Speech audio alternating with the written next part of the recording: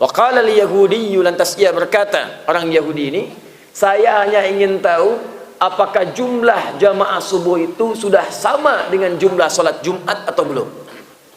Jika jamaah subuh itu sudah serupa dengan jamaah salat Jumat, maka inilah tanda-tanda umat Islam itu akan bangkit, dan tanda-tanda umat Islam itu akan meraih kemenangannya.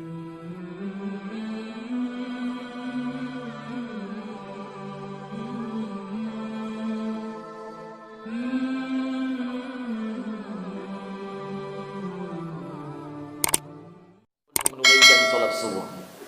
Ada seorang Yahudi yang pekerjaannya tiap hari hanya memantau umat Islam di masjid khusus di waktu subuh. Setiap kali datang pulang, datang pulang, datang pulang.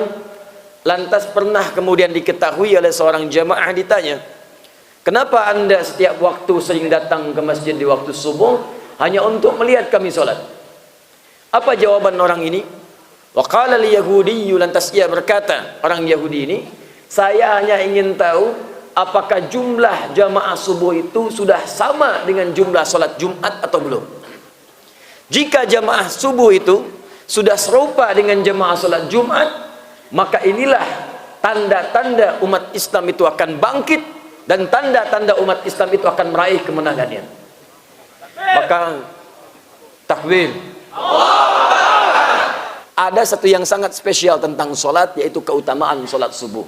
Jangan sampai nanti diisi sekedar datang, sholat, duduk, pulang. Karena ada yang istimewa yang bahkan disebutkan dalam Al-Quran. Mari kita lihat kalimat Allah Subhanahu wa Ta'ala yang terangkum dalam Quran surah ke-17 ayat ke-78. Aqimis salata liduluki syamsi ila ghasaqil laili wa qur'anal fajr. Inna qur'anal fajri kana mashhuda. Kata Allah, aqimis salat. Awas, perhatikan baik-baik. Tunaikan salat dengan benar. Ya. Aqimis salat. Tunaikan salat dengan benar supaya dapat manfaatnya. Liduluki syamsi, dari matahari mulai tergelincir, zuhur maksudnya, ila ghasaqil laili, sampai tiba malam gelap, isya maksudnya. Zuhur, asar, maghrib, isya. Apa yang belum ada? Subuh, fajar. Sekarang perhatikan, zuhur, asar, maghrib, isya tidak disebutkan namanya, isyarat waktunya saja. Saat masuk ke waktu fajar, masuk waktu subuh, disebutkan langsung dengan namanya. Wa qur'anal fajr. Fajarnya disebutkan. Di sini saya ingin sampaikan inti yang paling penting dari ceramah kami. Yang tadi muqaddimah tuh, sekarang intinya. Lihat sini. Wa qur'anal fajr. Dan sholat serta bacaan di waktu fajar. Perhatikan baik-baik. Allah bisa mengatakan begini karena wawunya ataf, diikutkan pada hukum sebelumnya. Aqimis salata liduluki syamsi ila ghasaqil laili wal fajri, bisa. Atau wal fajra, bisa. Tapi kenapa kemudian ditambahkan dengan kalimat Quran? Ada sesuatu yang istimewa di waktu fajar yang tidak ditemukan di waktu-waktu yang lainnya. Zuhur itu penting, asar itu penting, maghrib penting, isya penting, tapi subuh waktunya punya sesuatu yang istimewa. Kata Allah, waktu subuh itu bukan sholatnya saja yang penting. Dan sholat, kembali ke sholat. Quran, bukan cuma sholatnya, tapi ada sesuatu yang istimewa di waktu fajar. Apa itu? Quran. Quran. Ada Al-Quran, ada Quran. Beda. Saya ulang. Ada Al-Quran, ada Quran. Beda. Apa bedanya? Yang satu pakai al, yang satu tidak. Al-Quran dan Quran. Nah, dalam kalimat bahasa Arab ada kaidah begini. Ziyadatul mabna tadullu ala ziyadatil makna. Kalau satu kalimat punya perbedaan tambahan huruf, maka maknanya tidak sama. Walaupun kelihatan serupa. Satu Quran, satu Al-Quran. Serupa kalimatnya, tapi yang satu pakai alif lam, itu beda.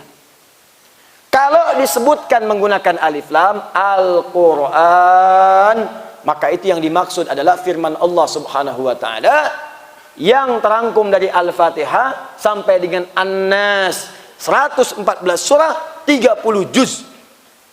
Itulah Al-Quran.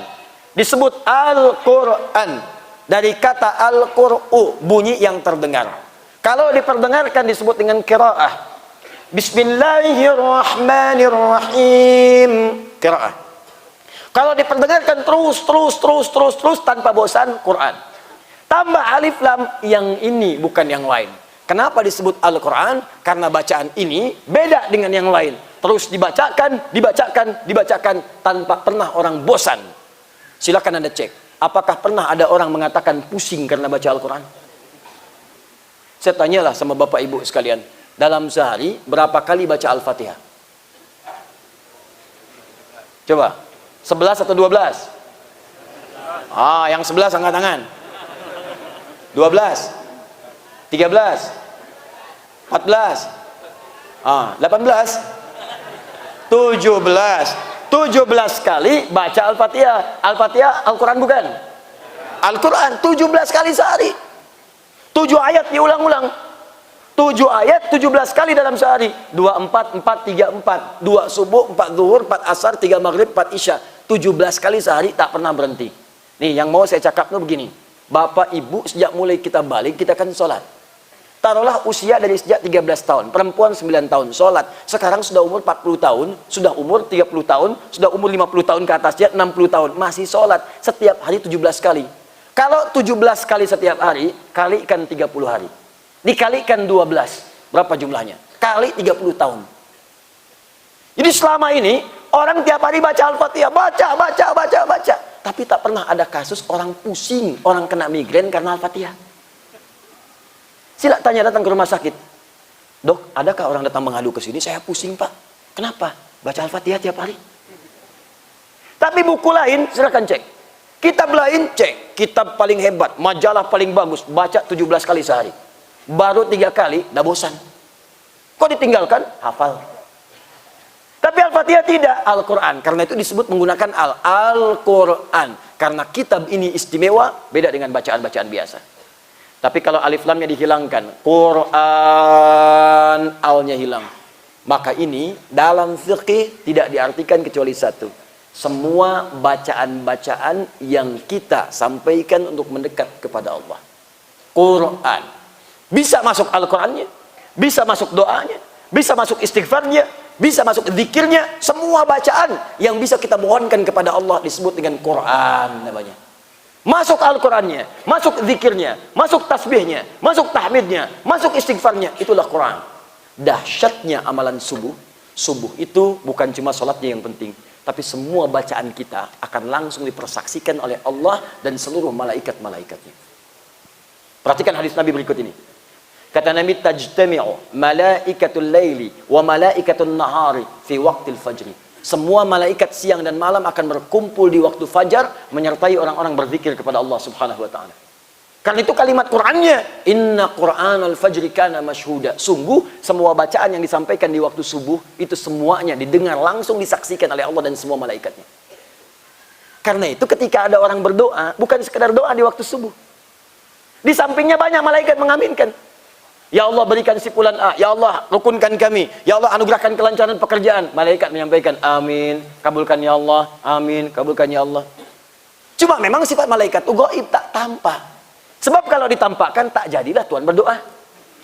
Tak jadi ibu berdoa. Ya Allah, mohon lancarkan urusan hamba. Amin. Samping.